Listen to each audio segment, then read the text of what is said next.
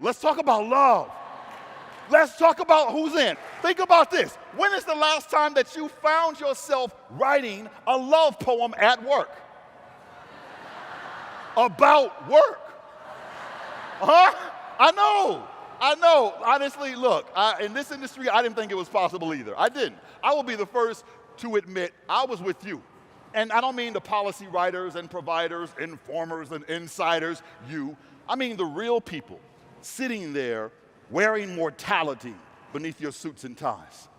You know, who have also lost patience with healthcare through a patient's eyes. Who have waited too long, right? Who have felt too unsafe, who have exhaled too many sighs that siphon from us our belief in the possibility of what healthcare can and should be, until eventually our definition of the words extraordinary care come to share space with the words pet unicorn, perfect world, and mile high club.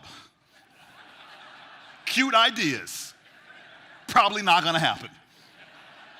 Right? So I didn't think it was possible. I didn't. To find my soulmate. I had surrendered to the old ball and chain notion that providers are from Mars and patients are from Venus. I had pretty much written the healthcare industry off because healthcare was too stubborn, impersonal, kind of a stiff, keep it real, kind of a stiff. All of my healthcare dates were terrible communicators, right? Spent the whole time talking instead of listening, right? And they were so well learned in the mathematics of health that they had forgotten the humanities of care. So I did not think that a true healthcare soulmate was possible. And I'm going to admit, I was bitter. I was bitter about it. No, I was ready to start dating outside the industry, Tell my friends I was happy just dating myself for a while, But then I met someone. I did. Someone, how can I describe it? Unexpected. She entered the bar a seductive susurrus, speaking in some exotic, altruistic tongue. "Who are you?" she asked. Now, accustomed to this routine, I barely looked up from my insulin and Diet Coke on the rocks as I pointed to my crinkled name tag clung to my chest. "Hi, my name is Diabetes." Because it was Wednesday. Tuesdays, I'm heart failure, I think. Thursdays, I'm fertility. Weekends, I'm partial to obesity, but it was Wednesday, so diabetic. She responded, "No." "Who are you?" And I chuckled at her amateur attempt to engage me and tailor her communication to my individual segment.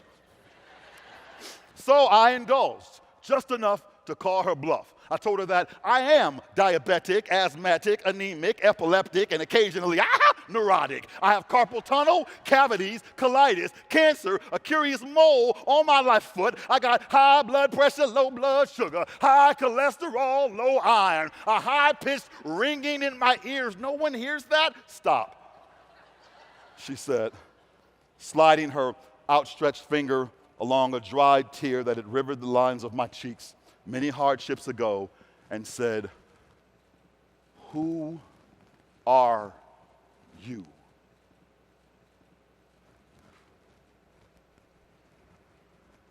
You can't just be asking me personal. I'm a thug with it. I'm gangster with it. You ain't just gonna crack me open like.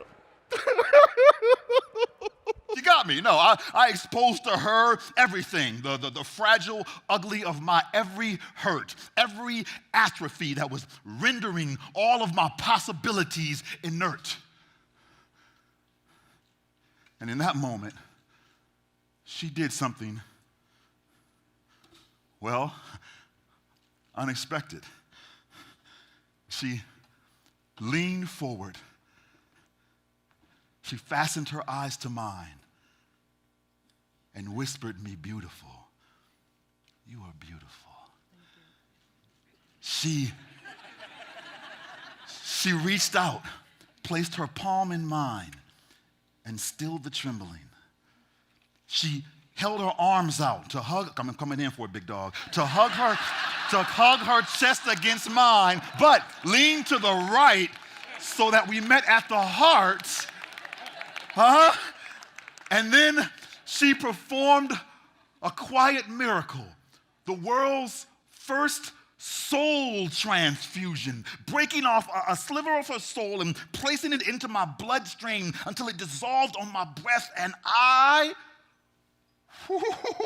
was hers, dude. No, she got me. I was hers. No, she got me. I was hers. Mind, body, heart, and soul. She is the person who can care me whole. So she has got me.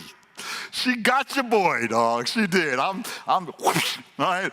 I was whipped, sprung off of her, you know? And because this is everything that we all hope for in a relationship, you know? She listens with her eyes, speaks with her heart. I hate to sound all Dr. Phil with it, but she gives me quality time. She knows that creating a human-centered enterprise of care is about going beyond just learning the patient's name, but about learning things like historical reasons for their cultural distrust of hospitals, learning the socioeconomic impediments to their ability to follow a care plan, learning what stops them from continuing through treatment, learning how to read patients less like charts and more like poems, listening to the metaphors of their body language until you can interpret the unspoken scriptures that whisper the secrets to their treatment success. She knows that to lead differently, she must learn differently. See, she works hard to learn differently, learn new ways to change her behavior in order to earn my behavior change. Isn't this what we each deserve, to be comforted and healed? I mean, don't we all seek to be valued and heard and nurtured and fulfilled? Which is why I've come to make sure that your healthcare vows are still true, that your leadership vows are being renewed by taking you back to when the job was new, when the love was new, when the love poems you wrote at work about work were true, when healthcare was still your new boo. Huh? You remember new boo.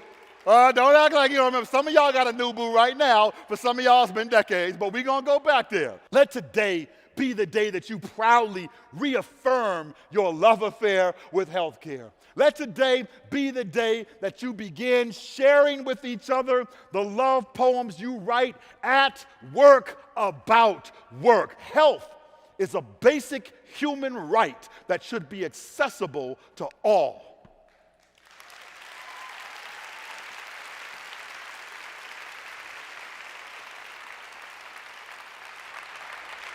That health should not have a zip code. It should not have a tax bracket or a skin color. Health should not have a gender, a religious affiliation, or a political party. Trust, true and enduring wellness should be available to all and provided with all in mind. But to do that, the word health alone was too passive within the dormancy of a noun. That is, until it came into contact with the word care. Woo! The belief in health needed the act of care, the verb that put health's noun into action, as the collision of these words and the chemical interaction caused an irreversible chain reaction, infecting a population with a contagion of compassion, like a pathogen that evolved into a continuum of care that invaded new hosts and then grew into acts of service and giving on cue. And this strain of caregiving has been traced back to you. There are no faceless ghosts in your beds. Everyone that you make rounds for is pulse and thirst and trembles. Everyone that you change bed sheets for is name and saliva and families. Everyone that you care for is hope and belief and crossed fingers and please. Please. When you lead, give me humanity. Please, when you lead, give me passion. passion, when you give me leadership, give me love, and not that typical healthcare siloed, bland, ordinary love, but that hospital staff's hospital-wide hospitality love, that everyone bringing health to everyone you see love, that laughter delivered like flowers to patients in IC love, that billing pays it forward and legal fights for me love, that advocates reaching out to the community love, that trees carved with HR, hearts, IT love, that love notes with check yes or no, do you like me? Love, that yes, always checked for how healthcare can be. Love, that bold and brave and